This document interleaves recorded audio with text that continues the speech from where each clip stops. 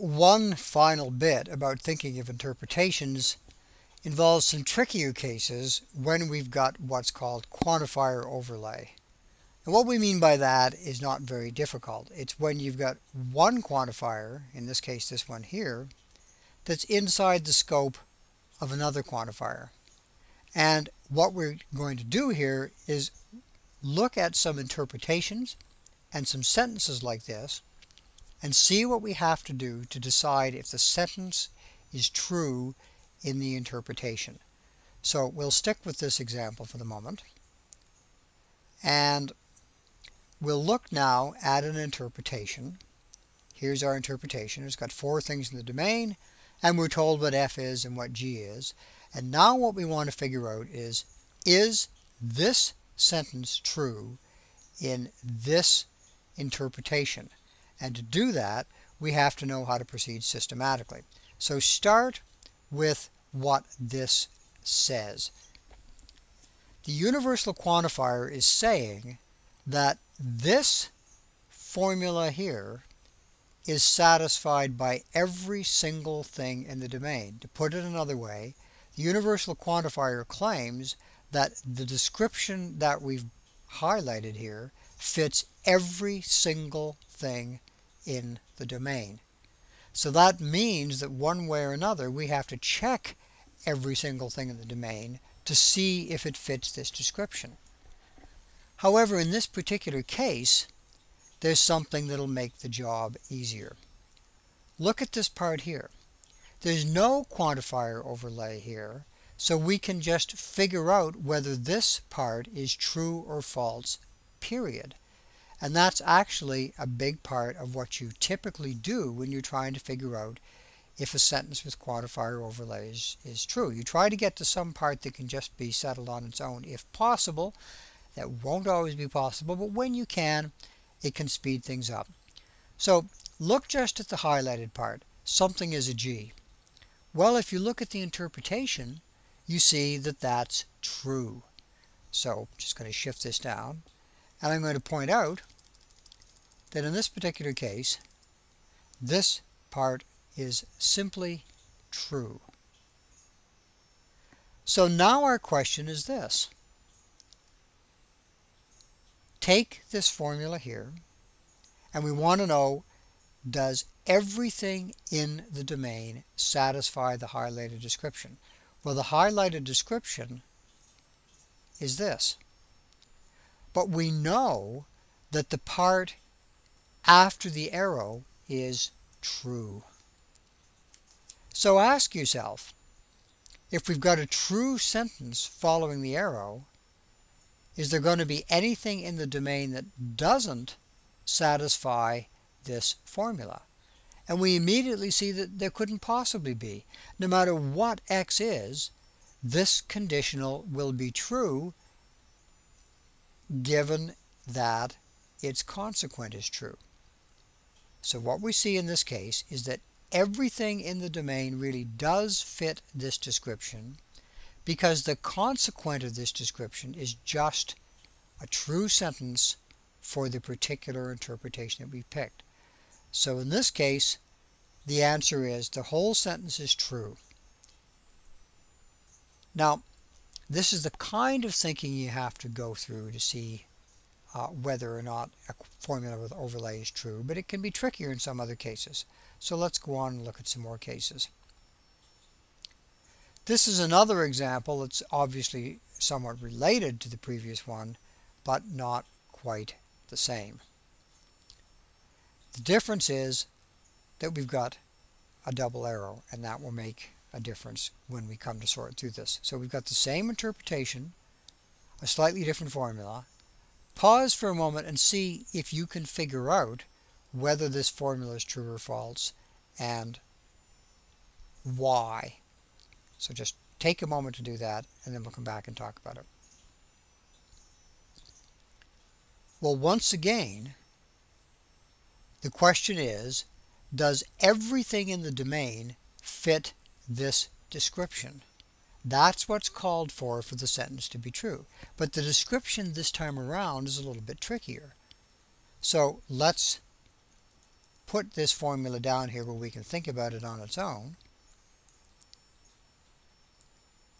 And once again, we notice, since we've stuck with the same interpretation, that this part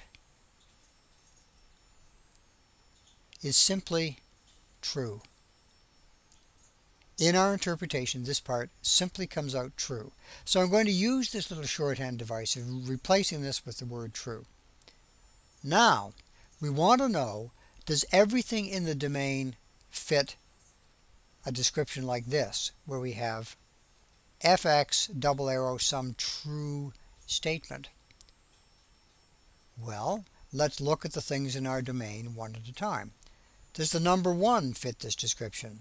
Well, the number 1 is an f, and if we have a true claim, double arrow, or true claim, that would be true. Likewise, the number 2 is an f. So if we're thinking about the number 2, it also fits this description. But now come to the number 3. The number 3 is not an f. So in the case of the number 3, what's on the left would be false. To put it in the technical language, the number 3 does not satisfy the description fx. In that case, we'd have on the left a false and on the right a true, and in that case, what's inside the brackets would be false. Or again, to put it technically but not necessarily more clearly, for the number 3, we find that 3 does not satisfy the highlighted description. The original sentence says the description holds for every x. We've discovered that at least for the number 3, and by the way for the number 4, the description does not hold, and so we know in this case that we have a false sentence. The difference between the double arrow and the single arrow made a difference. Carrying on. Here's a new interpretation. Here, instead of using numbers, I've used bold-faced letters, and you can think of the things in the domain simply as being the bold-faced letters A, B, and C. Our interpretation is more complex this time because we have more predicates, but here we are. We're told what's what. So, let's look at this sentence. We want to know, is this sentence true in this interpretation? Well, for this sentence to be true in this interpretation, there must be something in the interpretation that fits this description. The sentence says at least one x fits this description. So let's get that description over here where we can take a close look at it and ask ourselves, does anything fit this description? Once again, we've got a piece here that's a sentence all by itself. There's no quantifier overlay here. As I said, we won't always be this lucky, but in this case, we are. So let's ask, is this sentence, every y is either a g or an h, is that true in our interpretation? Well, is A either a G or an H? No. Likewise, you can see that C is neither a G nor an H. So in this case, what we see is that no matter what happens, this part here is just going to be false. We want to know, however, because the quantifier was existential, is there anything in the domain that satisfies this formula? Can we pick a value of x? Can we pick something from the domain to be x that would make this come out true? Well, if you think about it, that would have to be something that wasn't an f. The reason it would have to be something that wasn't an f is because the only way a biconditional can be true is if the things on the two sides of the biconditional have the same truth value. So we want to see if there's something that isn't an f, and the answer is yes, there is. The object C isn't an f. So the object C satisfies this formula. That is to say, it satisfies this formula here. The object C fits this description. And so this formula is true. Now, a related way to think about it is one that I don't want to stress too much, just because it can sometimes be a march up the hill and down the hill again. But we've got these objects, boldface A, B, and C. Suppose that we named those objects using the unbolded letters A, B, and C. So boldface A is named A, boldface B is named C, and boldface C is named C. Well, then you can see that if we take this description here, and in place of X, we put C, the name C, referring to this boldface letter. This is a true sentence. We'd spell out our interpretation further by saying that in our further spelled out interpretation, the name C refers to this bit of typography, this boldface C. Because this formula is true, we know that something satisfies this description, and therefore we know that this sentence is true. Okay, so these are a couple of kinds. Now let's stick once again with this interpretation here, except I'm going to get rid of this part here. We'll stick with this interpretation here, and we'll take a slightly different sentence. So let's put our interpretation in here, move the page up where we can see what we're doing. And now we're going to take a different sentence where we put both quantifiers out of the front. So let's just do this. For some x and for all y, f(x) arrow g(x) or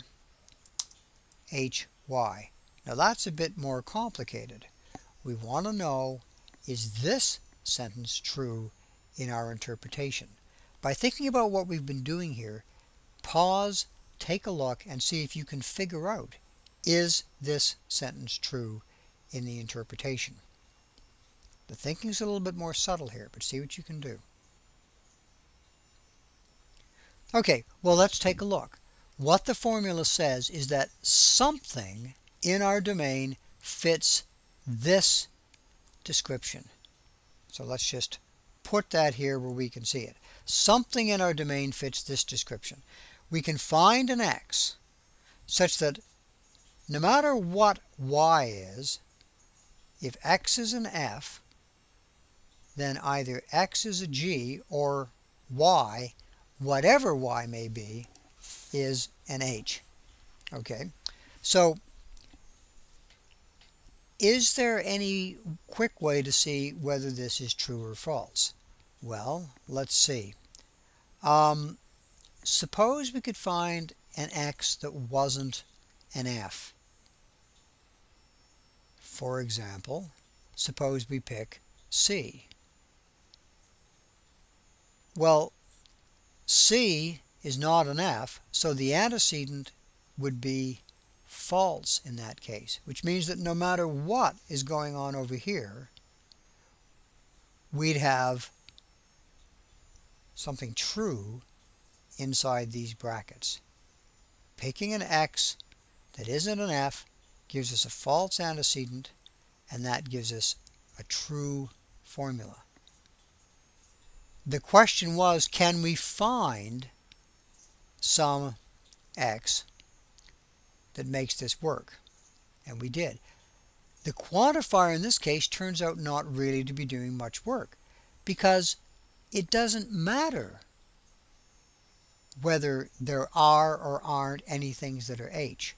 The fact that something is a non-f is already enough to guarantee that this is going to be true no matter what y is.